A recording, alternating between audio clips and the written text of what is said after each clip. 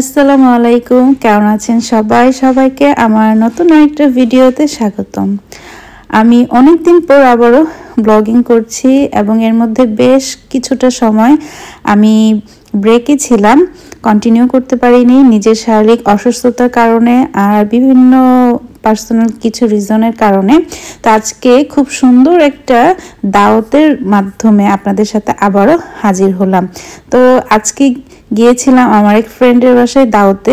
সে আমাকে অনেক দিন ধরেই দাওয়াত দিবে আমি একসেপ্ট করতে পারতেছিলাম না, কারণ শরীরটাও ভালো ছিল না, সময় সুযোগ হয়ে উঠতেছিল না। সব মিলে একদিন হঠাৎ করে বললাম ঠিক আছে তাহলে আমি আসবো। তাহলে সেদিনটা আমরা ফিক্সড করলাম যেদিন আমি আর কি যেতে পারবো।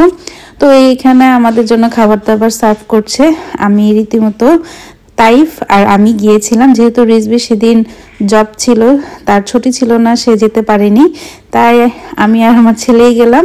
আর এই তো তাইফ এখানে নরার সাথে খুব সুন্দর করে এনজয় করে খেলতেছে। আমার ছেলেটা কারো বাসায় গেলে এতটা অ্যাক্টিভ থাকে, আমি দেখে আমার কাছে খুব ভালোই লাগে। আর আমার ফ্রেন্ড এখানে অনেক কিছু আয়োজন করছে, কোনো কিছুরই সে কমতি রাখে নাই। আর আমার পছন্দ অনুযায়ী সে রাখার চেষ্টা করছে। সে বারবার জিজ্ঞেস করতেছিল কি খাবা, কি খেলে তোমার ভালো লাগবে।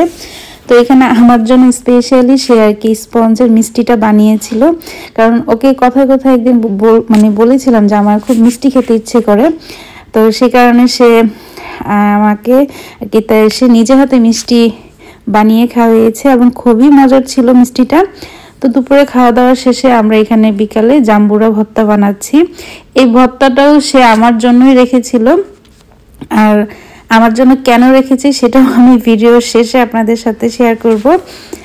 যদিও জাম্বুরাটা আমি এতটা লাইক করি না, তারপরেও সেদিন খেয়ে খুব ভালো লাগছে। তো এখানে হচ্ছে নরা আর তাইফ, তারা প্রথম 2 ঘন্টা কেউ কারোর সাথে খেলতেছিল না, পরে যখন দুজন একসাথে একদম মিশে গেছে, খেলা স্টার্ট করা যখন শুরু করছে, তখন দেখি যে এরা দুজন একসাথে একখানে বিভিন্ন রকম অ্যাক্টিভিটি।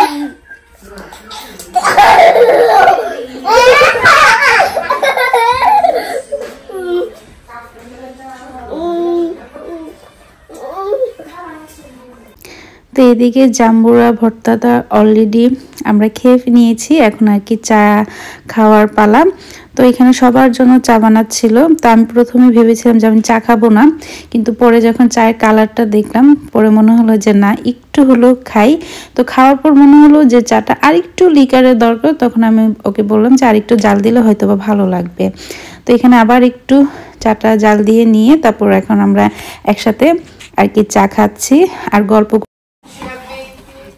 কি করছো তোমরা? তাইফ মুড়ি খায়,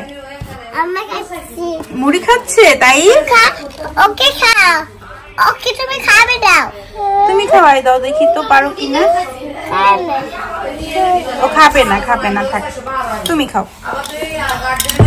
তাইফ মামি, মামি লুক, মামি।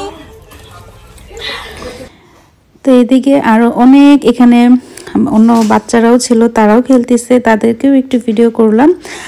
আর আজকে ও রীতিমতো আমাকে সারপ্রাইজই দিল। যেহেতু আমি প্রেগনেন্ট ছিলাম, তখন অলমোস্ট আমার 6 মান্থ কমপ্লিট হয়েছিল, 7 মান্থ স্টার্ট।